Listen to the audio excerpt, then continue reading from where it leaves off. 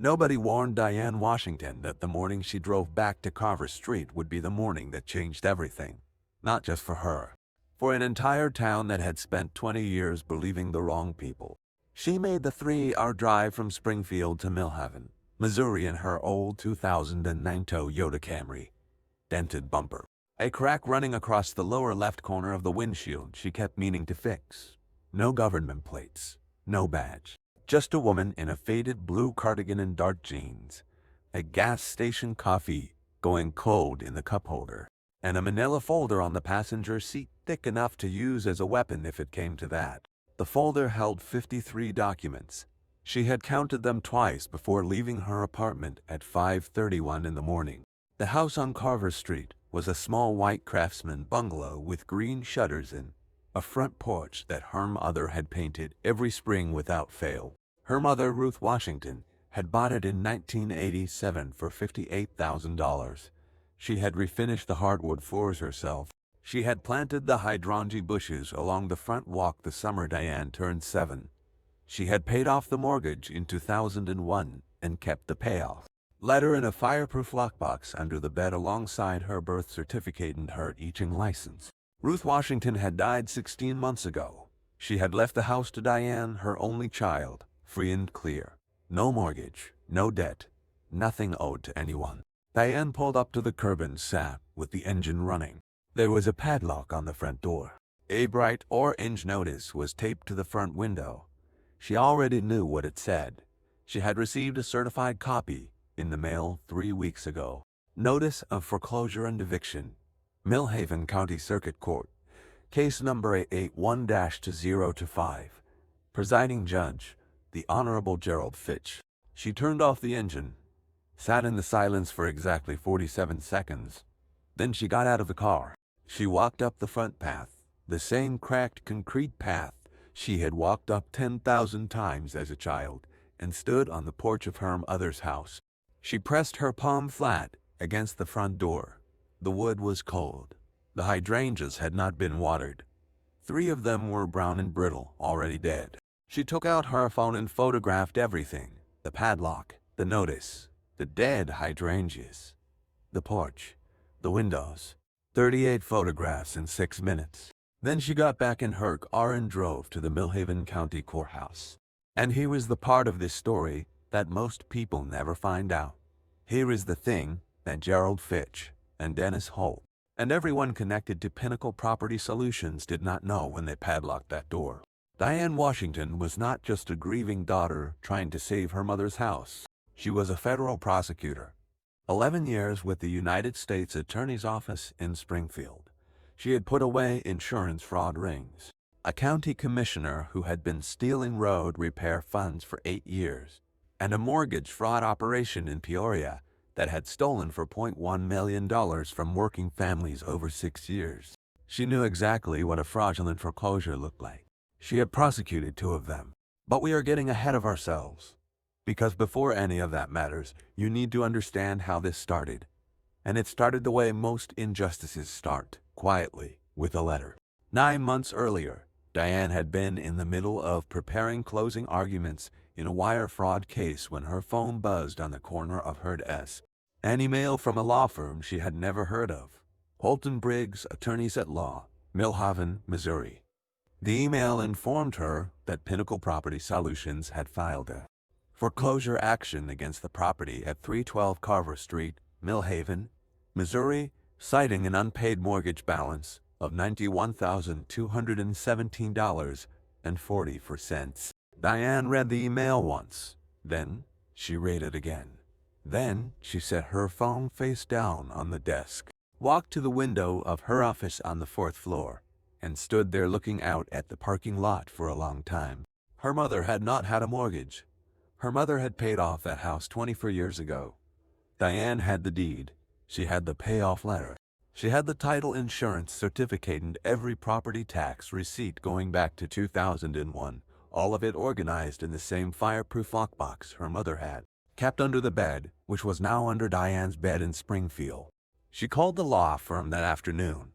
A man named Dennis Holt answered. His voice had the particular quality of someone who dealt with upset people regularly and had learned to find it mildly entertaining. Miss Washington, the filing is a matter of public record. If you believe you have documentation that disputes the claim, you are welcome to submit it to the court. She submitted all of it. Every document in the lockbox. 53 pages of ironclad proof that Ruth Washington had owned that house free and clear for more than 2 decades. 4 weeks later, Judge Gerald Fitch ruled against her. The ruling was 5 paragraphs long. It cited a promissory note Diane had never seen. A second mortgage allegedly taken out by Ruth Washington in 2019. 2 years before Ruth's death, during the period when Ruth had been in the early stages of Alzheimer's disease.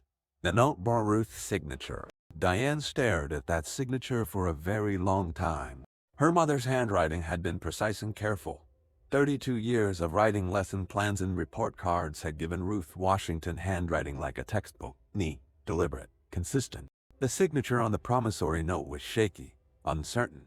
The handwriting of someone who did not fully understand what was in front of her. Diane filed an appeal the same afternoon.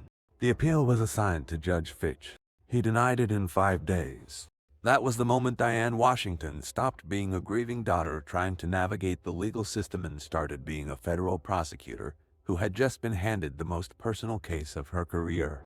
She spent the next 5 months doing what she did best, quietly, methodically, without telling anyone what she had found until she was certain. She pulled Pinnacle Property Solutions, corporate filings. The company had been incorporated in Millhaven County in 2015. Its registered agent was a man named Robert Caswell. Robert Caswell was also the registered agent for 9 other shell companies, all incorporated within the same 8-month window, all sharing the same address at a commercial suite on Merchant Avenue in downtown Millhaven. She pulled Judge Fitch's annual financial disclosures. In 2021, Fitch had reported a personal loan of $45,000 from a private lender identified as RC Capital Partners. RC Capital Partners shared a registered agent with Pinnacle Property Solutions. Robert Caswell. She pulled the property records for every foreclosure Fitch had presided over in the past 5 years, 29 cases. In 23 of them, the foreclosing entity was either Pinnacle Property Solutions or one of the 9 shell companies. In 21 of those 23 cases, the property had subsequently been purchased at auction by a holding company called Millhaven Community Development Group. She looked up Millhaven Community Development Group. Its primary stakeholder was a man named Warren Fitch, Gerald Fitch's brother. Diane sat at her kitchen table at 2:43 in the morning, surrounded by printed documents and a cold cup of tea, and felt something settle in her chest like a stone dropping into still water. This was not a paperwork error. This was not a misunderstanding. This was a machine. A quiet, patient, carefully assembled machine for stealing homes from people who could not fight back. Elderly people. People with dementia. People who had spent their entire lives building something and who did not know that the document being placed in front of them was not what they were told it was. Her mother had not been the first. She would not have been the last. She thought about the other 21 families. She thought about what it meant to lose a house. Not just the money. Not just the property value. The house where your children grew up. The house where your parents died. The house that meant you had made it. That you had built something real in a world that had not always made that easy. She thought about what it cost to take that from someone. Then she picked up her phone and called Gerald Patton. Gerald Patton was her supervisor at the United States Attorney's Office. He had been a federal prosecutor for 25 years and he had the particular quality of stillness that comes from having seen almost everything. He listened to Diane for 14 minutes without interrupting. When she finished, there was a silence. Then he said, "How solid is it?" "Solid enough to open a formal investigation. Not solid enough to indict. Not yet." "Build it," he said. "But Diane, you understand you cannot lead this. You are a victim in this case." "I know," she said. "You will need to step back once we bring in the full team." "I know," she said. She did not step back. Not yet. She had 4 more months of work to do first. "Now, before we go any further, stop and think about what this woman was carrying." She was working a full caseload at the United States Attorney's Office. She was driving 3 hours to Millhaven on weekends to pull courthouse records. She was building a federal case against a sitting judge in her spare time. And every single morning she woke up knowing that her mother's house, the house with the hydrangeas and the hardwood floors and 30 years of memories, was sitting padlocked on Carver Street while the people who had stolen it went about their lives without a moment of concern. She did not fall apart. She did not make threats. She did not confront anyone or tip her hand or let anyone in Millhaven know what she was building. She just kept working. On a Thursday morning in November, she drove back to Millhaven and walked into the offices of Pinnacle Property Solutions on Merchant Avenue, 3rd floor, Suite 314. The receptionist was a young man who looked surprised to have a visitor who had not called ahead. "I would like to speak with someone about a foreclosure matter," Diane said. "Do you have an appointment?" "No." The receptionist made a phone call. Eamon appeared from a back office 90 seconds later. Heavy-set, gray suit, the kind of confident walk that comes from never having been told no. He introduced himself as Craig Hollis, Director of Loan Servicing. "Miss Washington," he said, like he already knew exactly who she was. "That is correct." Hollis put his hands in his pockets. "We have been through this. The court has ruled. Twice. I have documentation proving my mother never took out a second mortgage," Diane said. Her voice was completely level. Hollis smiled. It was the kind of smile that is designed to make people feel small. "Miss Washington, I understand this is an emotional situation.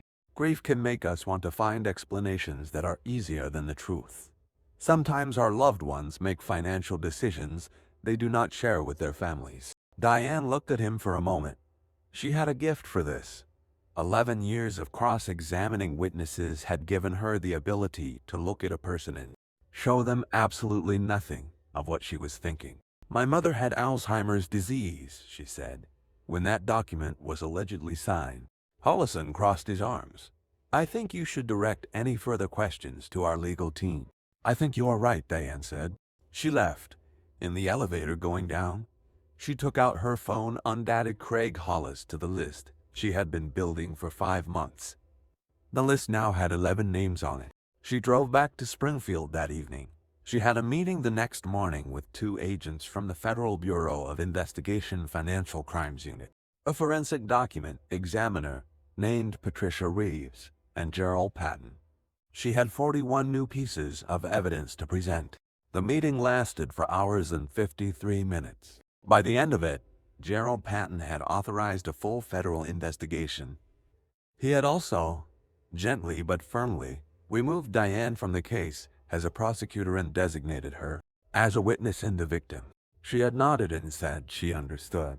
She had also handed him a 128-page investigative memo she had prepared over the previous 5 months, organized by subject, cross-referenced, with a table of contents, an index, and a summary of recommended investigative steps in order of priority. Patton looked at the memo for a long moment without speaking. Then he said, "Sarah." "Diane," she said. He looked up. "Right, Diane." He shook his head slowly. "You built the whole case." "I had a personal reason to get it right," she said. He picked up the memo and started reading. The federal investigation took 7 months. Diane was not supposed to be involved. Officially, she was not involved. She returned to her regular caseload. She tried a tax fraud case and a bank robbery case and a complicated securities violation involving a chain of auto dealerships. She did her job. She did it well. She also answered every call from the investigating agents within 2 rings. She responded to every email within 15 minutes. When the forensic document examiner, Patricia Reeves, confirmed that the signature on the promissory note was consistent with a guided forgery, meaning someone had physically moved Ruth Washington's hand across the page while she held the pen, Diane had already identified the notary whose stamp appeared on the document and traced that notary to a part-time employee of Pinnacle Property Solutions named Gary Sutton. Gary Sutton had notarized 38 documents for Pinnacle Property Solutions over 4 years. He had been paid in cash, between $300 and $500 per document. He had a prior conviction for document fraud in 2012. Gary Sutton was the first person to cooperate with federal investigators. He talked for 7 hours and 20 minutes. he cried twice. He said he had not known about the Alzheimer's cases at first. He said that when he found out, he had told himself it was not his problem. He said he had been wrong. He said he was sorry. When he was done talking, the investigators had enough to move. The arrests happened on a Wednesday morning in April. Diane was reviewing case files in her office in Springfield when Gerald Patton appeared in her doorway at 8:14 in the morning. He did not say anything at first. He just looked at her. "How many?" she said. 8 arrests. Hollis, Caswell, Sutton, 2 loan officers, a title company employee who had been falsifying ownership searches, and Dennis Holt from the law firm. He paused. Diane did not move. "And Warren Fitch," Patton added, "the brother, charged separately." She nodded once. Patton crossed his arms. "The agents are at Fitch's house right now." Gerald Fitch was arrested at his home at 7:27 in the morning. He was in his kitchen having breakfast. His wife was there. His son, who was visiting from college, was there. The Federal Bureau of Investigation agents knocked on the front door and presented the arrest warrant while a third agent waited in the driveway.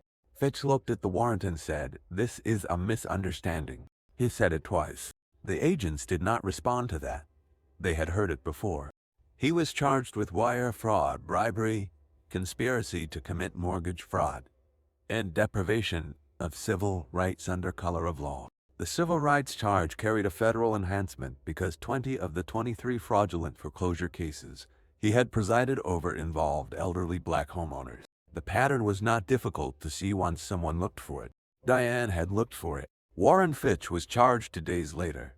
His company, Millhaven Community Development Group, had acquired 17 properties through the fraudulent foreclosure scheme. The combined assessed value of those properties was $3.8 million. The trial lasted for weeks. Diane sat in the gallery every single day. She was a witness, not a prosecutor.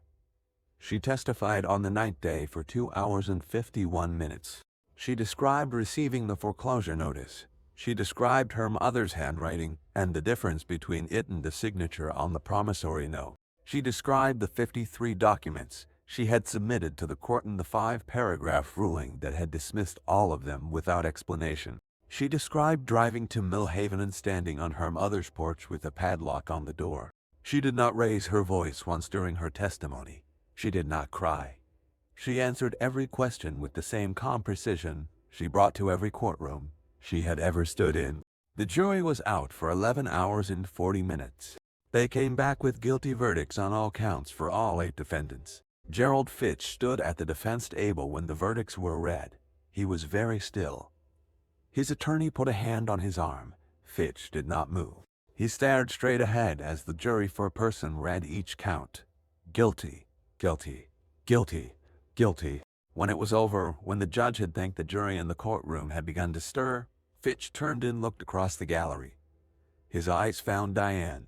She was already looking at him. For a moment, neither of them moved. Then something shifted in Fitch's face. Something that had been held rigid for a very long time. His jaw loosened. His shoulders dropped slightly. He looked for the first time in the entire trial like a man who understood what he had done. He opened his mouth as if he was going to say something. His attorney touched his arm again and guided him toward the door.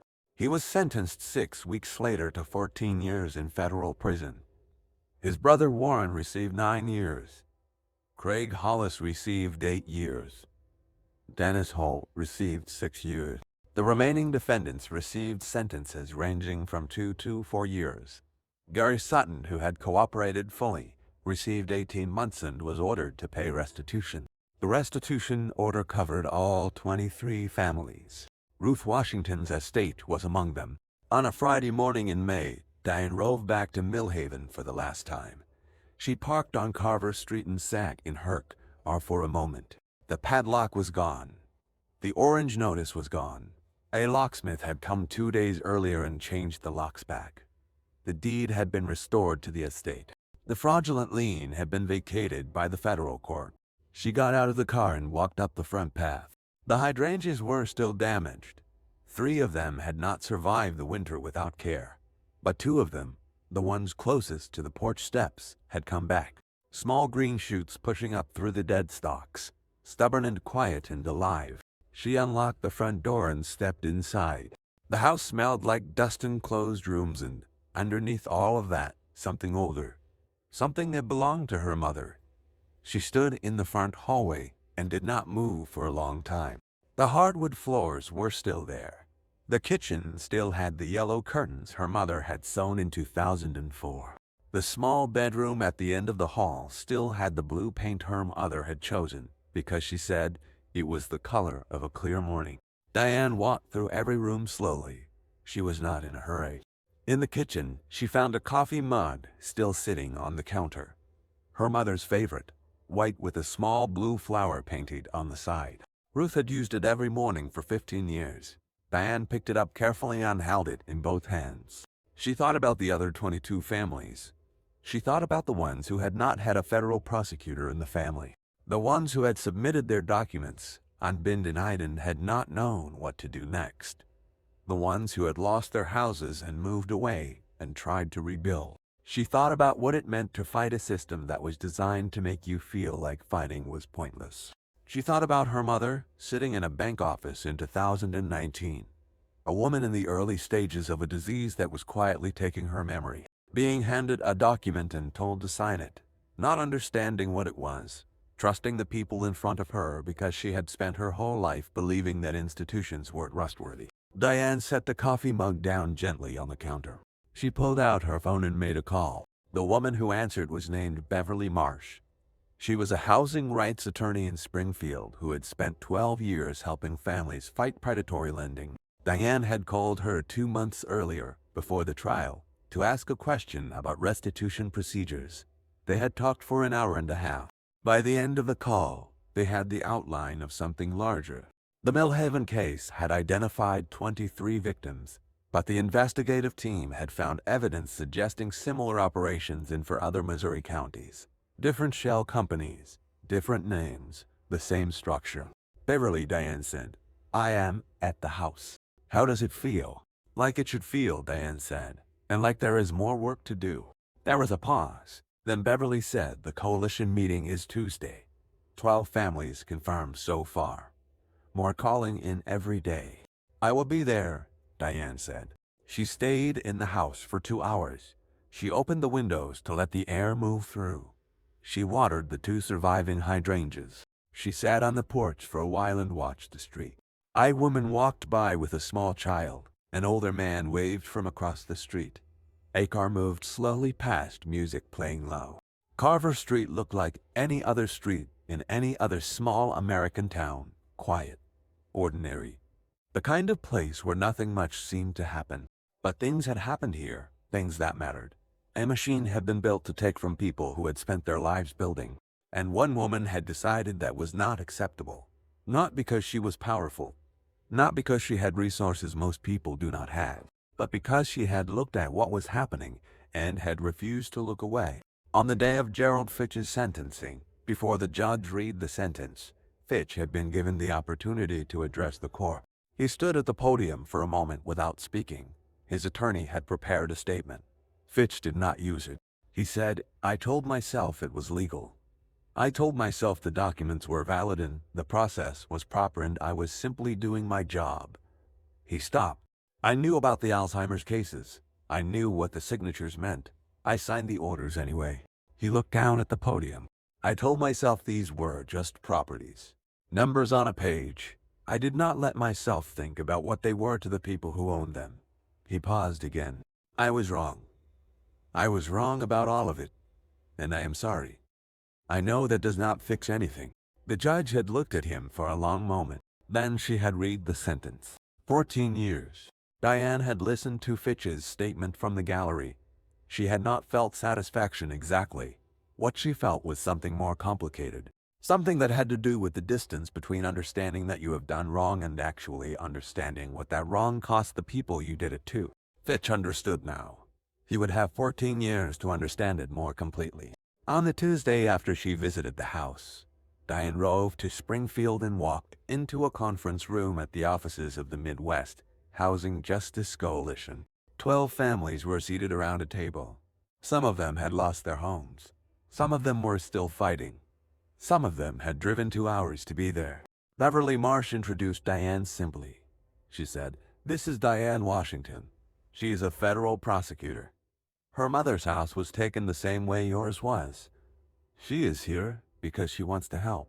A woman across the table, maybe 60 years old, with careful eyes and hands folded in front of her, looked at Diane for a moment. "They took my mother's house too," the woman said. "She had it for 31 years. Diane sat down. "Tell me everything," she said. "The work was not over. It was not close to over. There were for other counties. There were other shell companies. There were other judges whose financial disclosures would need to be pulled and cross-referenced and examined. There were other families who had submitted their documents and been denied and had not known what to do next. But something had changed, something that could not be unchanged. A machine that had operated quietly for years had been exposed. The people who ran it were going to prison. The families who had been robbed were being made whole, as much as money and restored deeds could make anyone whole. And the story of how it had been exposed, one woman with a manila folder and 53 documents and the patience to build a case that could not be ignored. That story was being told, not because Diane Washington wanted to be known, because the families deserved to be known, because Ruth Washington deserved to be known, because the hydrangeas on Carver Street were coming back, slow and stubborn, and that meant something. There is a thing that happens when a system designed to make people feel powerless meets someone who refuses to feel powerless. The system does not always lose immediately.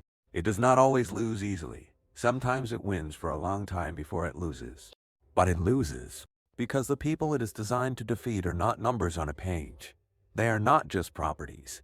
They are people who planted hydrangeas and paid off mortgages and kept their documents in fireproof lock boxes and raised children who grew up to understand exactly what justice looks like and exactly what it costs to pursue it. Ruth Washington raised one of those children. That turned out to matter more than Gerald Fitch ever imagined it would. 1 year after the trial, the Missouri State Legislature passed the Homeowner Protection and Judicial Accountability Act. The law required mandatory independent review of all foreclosure proceedings involving properties owned free and clear. It established a state registry of predatory lending complaints. It created a dedicated unit within the state attorney general's office to investigate judicial conflicts of interest in property cases.